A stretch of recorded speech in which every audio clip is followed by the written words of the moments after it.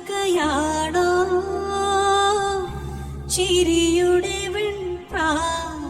നെല്ലിയാമ്പതിയിലെ കാവൽക്കാരൻ ചില്ലിക്കൊമ്പൻ മരണപ്പെട്ടതിനെപ്പറ്റി വിശദമായ വിവരങ്ങൾ പുറത്ത്. അതോടൊപ്പം തന്നെ ആനയുടെ അവസാന നിമിഷങ്ങളിൽ ലഭിച്ചിട്ടുണ്ട്.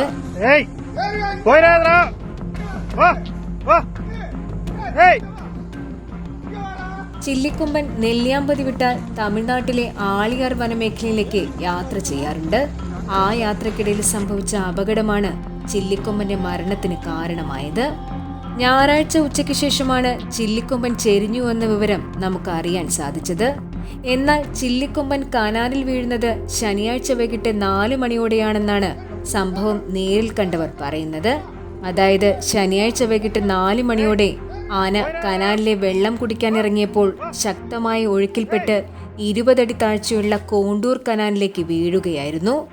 ആന കനാലിൽ വീണു എന്നറിഞ്ഞതിനെ തുടർന്ന് വിവരമറിഞ്ഞ് തമിഴ്നാട് വനംവകുപ്പ് ഉദ്യോഗസ്ഥർ JCB അടക്കമുള്ള സന്നാഹങ്ങളുമായി ഉടൻ തന്നെ സ്ഥലത്തെത്തി രക്ഷാപ്രവർത്തനം നടത്തിയെങ്കിലും കനാലിലെ അതിശക്തമായ ഒഴുക്കും ആനയുടെ അമിതഭാരവും കാരണം പുറത്തെത്തിക്കാൻ സാധിച്ചില്ല. ശനിയാഴ്ച വൈകിട്ട് 6:40 തന്നെ ആന കനാലിനുള്ളിൽ വെച്ച് ശ്വാസം കിട്ടാതെ മരിച്ചു എന്നാണ് പറയപ്പെടുന്നത്. തുടർന്ന് ശക്തമായ ഒഴുക്കിൽപ്പെട്ട ആനയുടെ ജഡം കനാൽ അവസാനിക്കുന്ന തിരുമൂർത്തി ആളിയാർ ഡാം പരിസരത്തേക്ക് ഒഴുകി പോവുകയായിരുന്നു. ഇന്നലെ രാവിലെയാണ് ഡാമിൽ നിന്നും ചില്ലിക്കൊമ്പന്റെ ജഡം വനംവകുപ്പ് കണ്ടെടുത്തത്. തുടർന്ന് ആനയുടെ ജഡം വടം കൊണ്ട് കെട്ടി കരയ്ക്കെത്തിക്കുകയായിരുന്നു. പൊതുവെ ആനകൾക്ക് നീന്തുവാൻ നല്ല കഴിവുണ്ടെങ്കിലും ശക്തമായ അടിയൊഴുക്കുള്ള സമയങ്ങളിൽ ആനകളും ഇതുപോലെ ഒഴുക്കിൽപ്പെട്ട് അപകടത്തിൽപ്പെടാറുണ്ട്.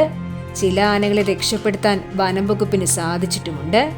എന്തായാലും ചില്ലിക്കൊമ്പനെ രക്ഷപ്പെടുത്താൻ തമിഴ്നാട് വനംവകുപ്പ് പരമാവധി ശ്രമിച്ചതായാണ് റിപ്പോർട്ടുകൾ പുറത്തു വരുന്നത്.